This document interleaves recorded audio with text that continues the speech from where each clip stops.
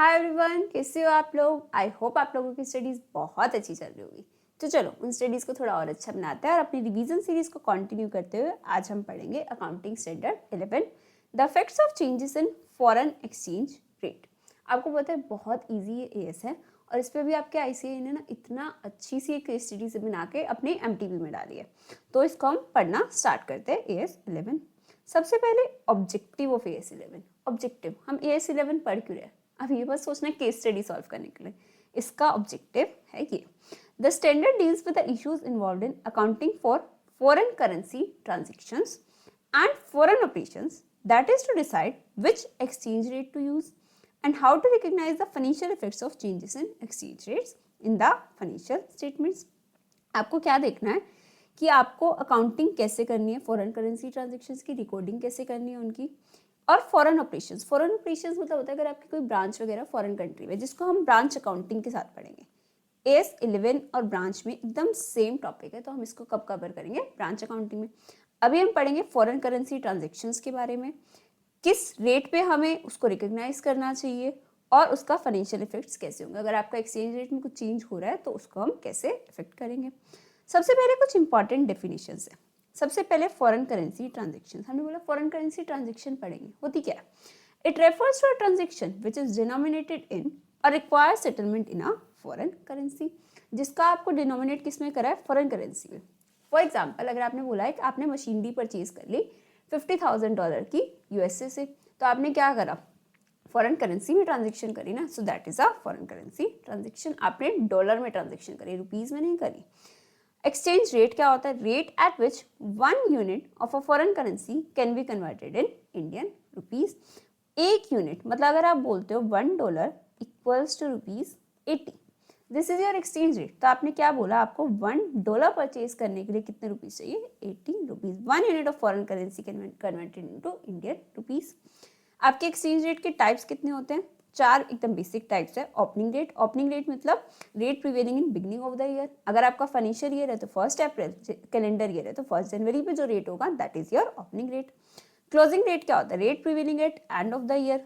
अगर financial year है तो 31 मार्च को जो रेट होगा, और कैलेंडर ईयर है तो 31 दिसंबर को जो रेट होगा। अभी हम इसका यूज देखेंगे कि आगे आपका ओपनिंग रेट, क्लोजिंग रेट की क्या यूजेस होते हैं। Next is your spot rate या ट्रांजेक्शन रेट। नाम से पता चल रहा है ट्रांजेक्शन रेट मतलब जिस दिन आपकी ट्रांजेक्शन हुई है उस दिन क्या रेट था, rate prevailing on date of transaction.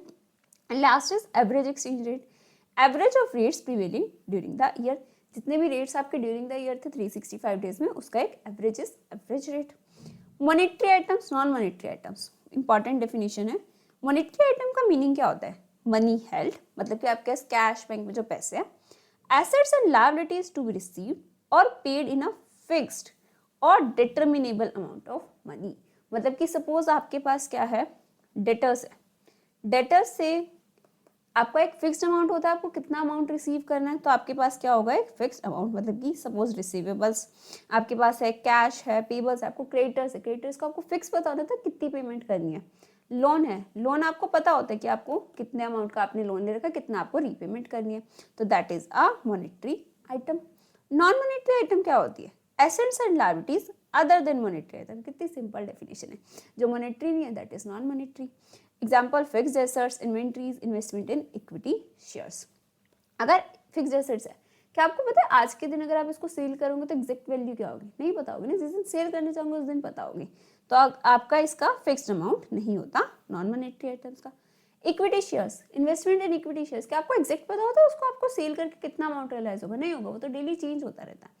अगर यहाँ हम बात करते हैं प्रेफरेंस शेयर्स की, तो आपको पता होता है आपके रिडीमेबल प्रेफरेंस शेयर्स होते हैं और उस पर आपको बताते हैं कि कितने प्रीमियम पे कैसे उसको हम रिडीम करेंगे। लेकिन इक्विटी शेयर्स में तो आपको नहीं पता होता, so it is a non monetary item. Forward exchange contract, आगे पढ़ते हैं क्या होता है। अब हमने देखा फॉरेन करेंसी ट्रांजेक्शन मतलब क्या देखा कि अगर कोई भी ट्रांजेक्शन आपकी फॉरेन करेंसी में हो रही है, अगर फॉरेन करेंसी में आपकी कोई ट्रांजेक्शन हुई है, सपोज आपने क्या करा? मशीनरी परचेज करी, मशीनरी परचेज करी $10,000 की। तब एक चीज बताओ, ये तो डॉलर में है ना, क्या आप अपनी बुक्स में, आप तो इंडियन करेंसी में रिपोर्टिंग कर रहे हो तो उसमें आप डॉलर थोड़ी लिखोगे, तो उसका आप किस रेट पे अपनी बुक्स में रिकग्नाइज करोगे? उसको हम बोलते हैं इनिशियल रिकग्निशन। मतलब जिस दिन वो ट्रांजेक्शन हुई है उस दिन आप कैसे रिकॉर्ड करोगे? Initial recognition in case of foreign currency transaction shall be done at a spot rate, that is rate prevailing on date of transaction. जिस दिन ट्रांजेक्शन हुई है उस दिन जो रेट है, ट्रांजेक्शन रेट, स्पॉट रेट, हमने पढ़ा था ना टाइप्स ऑफ रेट में, एक रेट था स्पॉट रेट, तो ट्रांजेक्शन रेट में उसको रिकॉर्ड करेंगे. Example, machinery is purchased on credit on 1st January 2023 for $10,000. On that date $1 equals to ₹100. आपके $1 का रेट कितना है? ₹100. Therefore, machinery shall be recorded at $10,000 into 100, ₹10 lakh on 1st January 23. Accounting entry क्या हो जाएगी आपकी? मशीनरी अकाउंट डेबिट, मशीनरी आई है, टू क्रेडिटर्स, आपने क्रेडिट परचेज करी थी, to creditors 10 lakh rupees. Similarly, initial recognition of import, export of goods will be done at spot rate. कोई भी ट्रांजेक्शन हो रही है, इनिशियल रिकॉग्निशन हमेशा किस पे होगी? Spot rate, that is rate prevailing on date of transaction. I hope यहाँ तक समझ आया. उसके बाद अब देखो, क्रेडिट पे आपकी सेल परचेज हो रही है ना, तो आपको उसको इन फ्यूचर कभी ना कभी तो सेटल भी करना है. आपने जो क्रेडिटर बनाया है इसकी पेमेंट भी तो करनी है ना, तो आप कहोगे उसका सेटलमेंट देखना है. इसमें हमें 2 केसेस पढ़ने होते हैं. अगर सेटलमेंट हो गया आपका सेम अकाउंटिंग ईयर में, मतलब जिस ईयर में आपने मशीनरी परचेज करी उसी ईयर में उसकी पेमेंट कर दी, तो क्या होगा? In such a case payment और receipt will be made at the rate prevailing on date of settlement. जिस दिन आपने मशीन ली थी उस दिन के रेट पे रिकॉर्ड करा था, जिस दिन सेटलमेंट करो उस दिन के रेट पे आप उसको सेटल कर दो. Any exchange difference that is gain loss on settlement shall be transfer to profit and loss account. हमेशा याद रखना, आपका बेसिक रूल क्या होता है? एक्सचेंज गेन लॉस कहाँ पे जाता है? आपका P&L अकाउंट में. ठीक है, हमने AS 16 में एक एक्सेप्शन देखा था कि कब आप उसको कैपिटलाइज कर सकते हो. उसके लिए आप AS 16 की वीडियो देखना. सपोज अबव एग्जांपल में payment to creditor is made on 15th Feb 2023 when exchange rate was $1 equals to 104. Transaction आपने करी थी जनवरी में. कब करी थी? उस दिन रेट कितना था? 100 का. अभी आप उसकी सेटलमेंट कब कर रहे हो? 15th Feb को. उस दिन रेट कितना है? 104 का. सेम ईयर में हो रही है ना, जनवरी से लेके फेब के बीच में आपकी सेटलमेंट हो रही है. रेट आपका क्या हो गया? 100 से 104 का हो गया.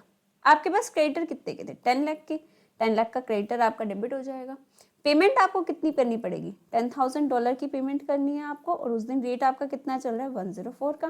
तो पेमेंट आपको करनी पड़ेगी 10,40,000 की. तो इस केस में आपका क्या होगा? Exchange loss. जब आपने मशीनरी ली थी 100 का रेट था, सेटलमेंट कर रहे हो 104 का रेट हो गया, तो आपका एक्सचेंज लॉस कैसे आ जाएगा? 10,000 into closing rate minus opening rate. ये आपका आ गया लॉस 40,000 का. इस एक्सचेंज लॉस को हमें कहाँ से चार्ज करना है? P&L अकाउंट से. P&L account debit to exchange loss account 40,000. I hope ये क्लियर होगा. ये था आपका सेटलमेंट अगर हो रही है सेम अकाउंटिंग ईयर में. अगर आपकी सेटलमेंट हो रही है सब्सिक्वेंट अकाउंटिंग ईयर में, मतलब कि नेक्स्ट ईयर में, जनवरी 2023 में ट्रांजैक्शन हुई थी ना, तो आपकी मार्च के बाद अप्रैल में कभी भी जाकर उसकी सेटलमेंट हो रही है, तो उस केस में आपको क्या करना होता है? जिसे आपने बोला ये आपकी 1 जनवरी 23 है, यहाँ आपका आ गया 31 मार्च 23. इसके बाद आप कभी भी सेटलमेंट करो, लेकिन उससे पहले आपका AS 11 बोलते हैं कि 31 मार्च को आपको जो मॉनेटरी आइटम्स होती है, मॉनेटरी आइटम्स हमने पढ़ा था जिसका एक फिक्स्ड डिटर्मिनेबल अमाउंट होता है, कैश, लोन्स, रिसीवेबल्स एक्सेट्रा, उसको आपको किस पे दिखाना होता है? क्लोजिंग रेट पे. जैसे आपने क्रेडिटर इनिशियली रिकॉग्नाइज करा था $1 इक्वल्स टू ₹100 के अकॉर्डिंग. अगर वो बैलेंस शीट डेट पे होगा 102 का रेट, $1 इक्वल्स टू 102 हो गया, तो आपको क्रेडिटर को रीस्टेट करना पड़ेगा 102 पे. मॉनेटरी आइटम्स को आपको रीस्टेट करना पड़ता है. नॉन मॉनेटरी आइटम्स जैसे कि एसेट्स आपके किस पे दिखाते रहते हो? Exchange rate at the rate of transaction. Assets कौन से? फिक्स्ड एसेट्स, इंटेंजिबल एसेट्स, उसको आपको ट्रांजेक्शन रेट के रेट पे कंटिन्यू करना होता है. नॉन मॉनेटरी आइटम्स अगर फेयर वैल्यू पे दिखा देते तो फेयर वैल्यू पे दिखा दो, ये आपका इंपॉर्टेंट नहीं है. कंटिंजेंट लायबिलिटी का क्लोजिंग रेट दिखा देते हो, आपके लिए ये 2 चीजें इंपॉर्टेंट है. In the above example, suppose payment to creditor is made on 15th May 2023, मतलब आप नेक्स्ट ईयर में पेमेंट कर रहे हो ना, नेक्स्ट फाइनेंशियल ईयर में. Rate of exchange on 31 March 23 was 110. Initial recognition जब आपने करा था 1 जनवरी 23 को, उस दिन रेट था 100. 31 मार्च 23 को आपका रेट हो गया 110, और आपका उसके बाद सेटलमेंट कब हो रही है? 15th May 23, इस दिन आपका रेट हो गया 105 का. आपने इनिशियल रिकॉग्निशन 100 के अकॉर्डिंग करा था, अब आपका हो रहा है 110. तो आपने देखा था अब आपको पेमेंट 10 की ज्यादा करनी पड़ेगी, तो आपका क्या आएगा? एक्सचेंज लॉस आएगा. Here creditor is a monetary item. Monetary item है तो बैलेंस शीट डेट पे रीस्टेट करो. hence it will be shown at closing rate on 31st March 23. Any exchange difference, that is gain or loss between initial recognition and balance sheet date, shall be charged to P&L account. हमने क्या देखा था, exchange gain loss को हम कहाँ charge करते हैं, P&L account में. एक्सचेंज लॉस आपका कितना हो जाएगा, आपके कितने डॉलर थे, डॉलर 10,000 आपको उस क्रेडिटर को पे करने. आप कह रहे हो क्लोजिंग रेट कितना, 110. जितने दिन आपने रिकॉग्निशन करा था उस दिन रेट था 100, तो आपका लॉस कितने का आ गया, 1 लाख रुपीज़ का. एक्सचेंज लॉस आ जाएगा और आपका क्रेडिटर इंक्रीज हो जाएगा 1 लाख रुपीज़ से. इसको बोलते हैं रीस्टेटमेंट. पहले आपने 10 लाख का क्रेडिटर दिखा रखा था, अब कितने का हो जाएगा, ये 1 लाख ऐड हो जाएगा, मतलब 11 लाख का क्रेडिटर हो गया. और ये एक्सचेंज लॉस को आप कहाँ से चार्ज कर दोगे, P&L अकाउंट से. P&L account debit to exchange loss rupees 1 lakh rupees. ये आपकी ट्रांजेक्शन होगी 31 मार्च को, ये एंट्री होगी. फिर आपका आ गया सेटलमेंट डेट 15 मई. उस दिन रेट कितना हो गया, 105. आपने मान रखा था आपको क्रेडिटर को $1 इक्वल्स टू 110 के अकॉर्डिंग पेमेंट करनी पड़ेगी. एक्चुअल पेमेंट किसके अकॉर्डिंग करनी पड़ेगी, 105 के अकॉर्डिंग. गेन हो जाएगा आपको. ये याद रखना, आपने यहाँ बैलेंस शीट डेट पे इसको रीस्टेट कर चुके हो, तो अब जिस दिन आप सेटलमेंट करो ना, इस रेट से आपको कंपेयर करना है. इस रेट का अब रेलिवेंस नहीं रहेगा, आपको किसको कंपेयर करना है, 110 और 105 को. On date of settlement payment or receive will be made at rate prevailing on date of settlement. Settlement date पे जो रेट है उससे आप पेमेंट कर दोगे, तो आपको पेमेंट कितनी करनी पड़ेगी, $10,000 इंटू 105, 10,50,000. क्रेडिटर आपने बना दिया था 11 लाख का, तो अब आपका क्या हो गया, 50,000 का एक्सचेंज गेन. इसको आप कहाँ चार्ज कर दोगे, P&L अकाउंट में. Exchange gain to P&L account. कितना बेसिक था, इनिशियल रिकॉग्निशन करी स्पॉट रेट पे, उसके बाद सेटलमेंट देख लो. अगर सेम ईयर में हो रही है तो सेटलमेंट डेट पे जो रेट चल रहा है उससे पेमेंट कर दो. कोई गेन लॉस आ रहा है तो P&L में डाल दो. उसके बाद आपका क्या है, अगर सेटलमेंट हो रही है सब्सिक्वेंट ईयर में, तो पहले तो मॉनेटरी आइटम्स जो आपकी है जैसे कि लोन, रिसीवेबल्स वगैरह, उसको आपको रीस्टेट करना है क्लोजिंग रेट पे. गेन लॉस कैलकुलेट कर लो. आपको गेन लॉस पता कैसे चलेगा, अगर सपोज डेटर्स थे, डेटर आपका इनिशियली था 100 पे, अब हो गया 110, मतलब आपको पहले 100 रुपये मिलने थे, अब 110 मिलेंगे, एक्सचेंज गेन आ जाएगा. क्रेडिटर होता, पहले आपको 100 पे करने थे, अब 110 पे करने, एक्सचेंज लॉस आ जाएगा. तो आपका ये आइटम टू आइटम डिफर होगा. और उस एक्सचेंज गेन लॉस को कहाँ डाल दो, P&L अकाउंट में. फिर जिस दिन सेटलमेंट हुई, सेटलमेंट डेट पे जो रेट चल रहा है उससे सेटलमेंट कर दो, उसका गेन लॉस भी कहाँ डाल दोगे, P&L अकाउंट में. बिल्कुल बेसिक. अब आपका आता है long term foreign currency loan. Long term foreign currency loan मतलब कि अगर आपने कोई लॉन्ग टर्म लोन लिया है, लॉन्ग टर्म मतलब 1 साल से ज़्यादा के लिए लोन लिया है फॉरेन करेंसी में, तो एक पैराग्राफ 46A होता है जो ऑप्शनल होता है. ऑप्शनल मतलब आपके पढ़ने के लिए ऑप्शनल नहीं है, कंपनीज के लिए ऑप्शनल होता है. आपको तो पढ़ना है, कंपनी के लिए ऑप्शनल होता है कि वो पैरा 46A ऑप्ट कर रही है या नहीं कर रही. ठीक है. अब आप कहते हो पैरा 46A ऑप्ट करेंगे तो क्या होगा. Long term foreign currency loan हम 2 पार्ट्स में पढ़ेंगे. For acquisition of depreciable capital asset, depreciable asset जैसे प्लांट एंड मशीनरी हो गया आपका, या फिर कोई एनी अदर पर्पस. हमें पर्पस देखना है सबसे पहले, लोन लिया किस लिए. अगर वो लिया है डेप्रिशिएबल कैपिटल एसेट्स के लिए, ठीक है, और कंपनी ने पैरा 46 से ऑप्ट करा, उनके पास ऑप्शन था, उन्होंने ऑप्ट कर लिया. अब क्या होगा, इफ पैरा 46 से is opted then any exchange difference. Exchange difference मतलब आपका गेन भी हो सकता है, लॉस भी हो सकता है. On balance sheet date, balance sheet date पे आप मॉनेटरी आइटम्स को रीस्टेट करते हो ना, तो लोन आपका मॉनेटरी आइटम है, आपको फिक्स्ड अमाउंट पता है कितना पे करना है, तो बैलेंस शीट डेट पे जो रीस्टेटमेंट पे आपका गेन लॉस आएगा. और डेट ऑफ सेटलमेंट, सेटलमेंट जब आपने लोन रीपे करोगे तब जो गेन लॉस आएगा, shall be capitalised, that is added or deducted to cost of asset. अगर आपका लॉस आ रहा है ऐड हो जाएगा, गेन आ रहा है तो लेस हो जाएगा आपका कॉस्ट ऑफ एसेट में. मतलब आपने जनरली क्या पढ़ा था अभी तक, अगर आपका एक्सचेंज गेन लॉस होता है P&L अकाउंट में जाता है, लेकिन अगर आपका वो पैराग्राफ 46 से ऑप्ट कर रही है कंपनी और लोन किस चीज़ के लिए, डेप्रिशिएबल कैपिटल एसेट के लिए, तो आप क्या करोगे, उस कॉस्ट ऑफ एसेट में ऐड कर दोगे. Depreciation shall be calculated on amount after adjustment of exchange difference. अगर आपके एसेट की कॉस्ट थी 150, गेन आपका वो एक्सचेंज लॉस आ गया 20 का, कॉस्ट होगी अगर आपकी 170, तो अब डेप्रिसिएशन आपका न्यू अमाउंट पे लगेगा. तो हमें पता है डेप्रिसिएशन हमेशा प्रोस्पेक्टिवली लगता है रिवाइज्ड कैरिंग अमाउंट में. ठीक है जी. देन अगर अदर केसेस मतलब loan taken for any other purpose, आपने वर्किंग कैपिटल या फॉर वट एवर पर्पस आपने लोन लिया है, long term loan. If paragraph 46 से इज ऑप्टेड, और कंपनी ने पैरा 46 से ऑप्ट किया है, then any exchange difference on balance sheet date or date of settlement shall be transfer to a separate account. तब आप क्या करना है, उसको एक सेपरेट अकाउंट में ट्रांसफर करना है. उस सेपरेट अकाउंट का नाम क्या है? Foreign currency monetary item translation difference account, FCMITD। थोड़ा लंबा सा नाम है इसका, लेकिन इसको आप क्रैक करके मतलब समझने की कोशिश करो। फॉरेन करेंसी की मॉनेटरी आइटम्स, जो मॉनेटरी आइटम्स जिनकी वैल्यू डिटरमाइंड होती है, उनको ट्रांसलेट करने पे जो डिफरेंस आया उसका एक रिजर्व बना देते हो। The balance in FCMITD account shall be amortized in P&L account over the remaining period of repayment of long term borrowings। जितना भी आपका टेन्योर बच रहा है, सपोज आपने आज अपना FCMITD अकाउंट में कुछ बैलेंस डाला, लोन का टेन्योर बच रहा है 4 ईयर्स का, तो उसको 4 ईयर्स में आप अमोर्टाइज करके P&L में चार्ज कर दोगे, ठीक है। बचा हुआ बैलेंस अपना कहाँ पे शो करोगे आप? रिजर्व्स एंड सरप्लस में। नेक्स्ट ईयर फिर से आपका कुछ गेन लॉस आ रहा है, क्योंकि लॉन्ग टर्म लोन है ना, 5 साल 10 साल कितने साल के लिए भी हो सकते हैं, फिर से कुछ बैलेंस आएगा, उसमें एडलेस कर दो FCMITD में, और बची यूजफुल लाइफ में उसको P&L में चार्ज करते जाओ, ठीक है। यूजफुल लाइफ में सॉरी लोन के टेन्योर में। अनअमोर्टाइज्ड बैलेंस आपका कहाँ शो होएगा? रिजर्व्स एंड सरप्लस में। Such option is irrevocable and shall be applied to all such foreign currency monetary items. Irrevocable option है, सब आइटम्स पे अप्लाई हो जाएगा। The enterprise exercising such option shall disclose the fact of such option and the amount remaining to be amortized in the financial statements। आपको fact disclose करना है कि आपने ये ऑप्शन एक्सरसाइज करा है और कितना अमाउंट आपका अनअमोर्टाइज है वो बताना है।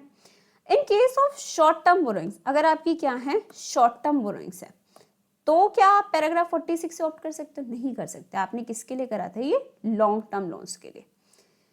और if para 46 is not opted, या फिर लॉन्ग टर्म के लिए भी अगर आपने पैरा 46 से ऑप्ट नहीं करा, for long term borrowings treatment will be same as studied above, that is transfer exchange difference to P&L account। मतलब इन जनरल हम सारा एक्सचेंज डिफरेंस P&L अकाउंट में डालते हैं, लेकिन अगर आपने पैरा 46 से ऑप्ट करा है लॉन्ग टर्म लोन्स के केसेस में, अगर डेप्रिशिएबल कैपिटल एसेट है तो उसको कैपिटलाइज कर दो गेन लॉस को, और अगर अदर केसेस हैं आपके other than depreciable capital asset है किसी भी पर्पज से, तो उसको FCMITD अकाउंट में डाल दो, ठीक है। नेक्स्ट आपका आता है फॉरवर्ड कॉन्ट्रैक्ट। उससे पहले अगर आपको अभी तक के सारा चैप्टर समझ आ रहा है, वीडियो समझ आ रही है, तो प्लीज़ इस वीडियो को लाइक कर देना और चैनल को सब्सक्राइब कर देना, राइट। अब हम अपना लास्ट टॉपिक पढ़ते हैं इस चैप्टर का, फॉरवर्ड कॉन्ट्रैक्ट। फॉरवर्ड कॉन्ट्रैक्ट आपको देखना है किस चीज़ के लिए? हेजिंग पर्पज़ के लिए या ट्रेडिंग और स्पेकुलेशन पर्पज़ के लिए? हेजिंग क्या होता है? हेजिंग मतलब होता है खुद की सेफ्टी। मतलब अगर सपोज आपने क्या करा, हमने एक एग्जाम्पल लिया था, आपने मशीनरी परचेज करी $10,000 की, ठीक है। उस दिन तो आपका रेट था 100 का, लेकिन यार डॉलर का रेट तो कितना भी इंक्रीज डिक्रीज हो सकता है ना। आपको लग रहा है इन फ्यूचर ये 120 हो सकता है, 130 हो सकता है, कुछ भी हो सकता है, और $10,000 तो बहुत छोटी चीज़ है, बहुत बड़े बड़े अमाउंट्स होते हैं, तो आपका बहुत ज़्यादा लॉस हो सकता है। तो उसके लिए आप क्या कर सकते हो? सेफ्टी कर सकते हो। सेफ्टी कैसे करोगे?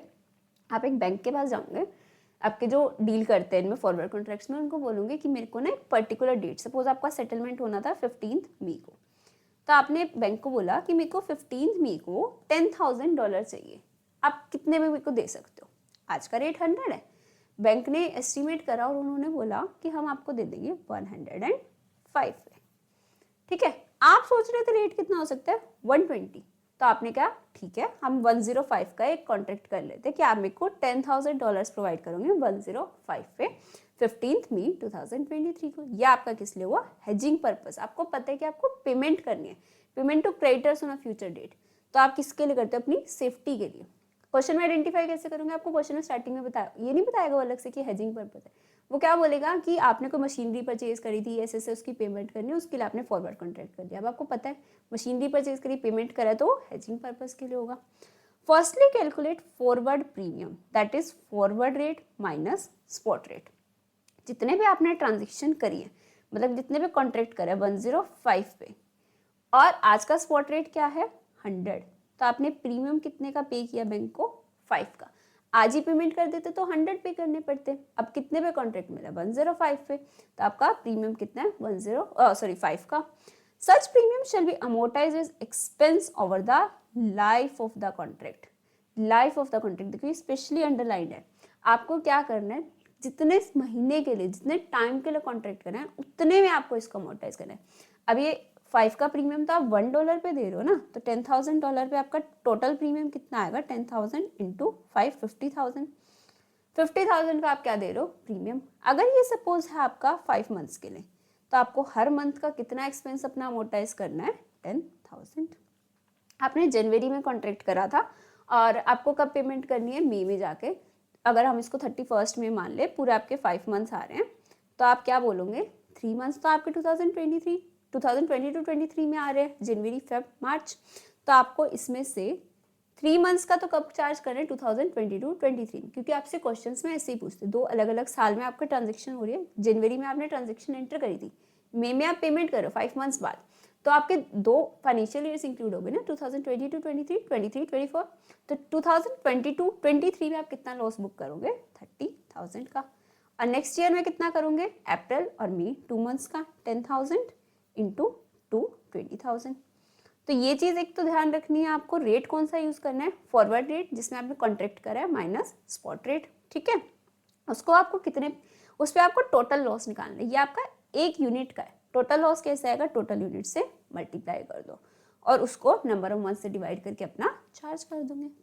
नेक्स्ट है, अगर आपका ट्रेडिंग या स्पेकुलेशन पर्पस के लिए होता, मतलब जिसको हम क्या बोलते हैं सट्टा, आपको इनकम अर्न करनी थी, आपको कोई हेजिंग पर्पस नहीं है, आपको किसी को पेमेंट नहीं करनी, आप जो फ्लक्चुएशंस हो रहे हैं ना उससे आप कुछ इनकम अर्न करना चाहते हो, उसके लिए आप क्या करोगे, exchange difference on each balance sheet date, that is rate on balance sheet date minus forward rate shall be charge to P&L account. P&L account में उसको चार्ज कर दो और जो भी सेटलमेंट पे भी आपका गेन लॉस होगा वहाँ पे कहाँ पे चला जाएगा, आपका P&L अकाउंट में। एकदम बेसिक सा आपका छोटा सा केस है, इसको अच्छे से रिवाइज कर लेना और इसकी केस स्टडी सॉल्व करके देखना जो भी आपके लेटेस्ट MTP में है। Thank you.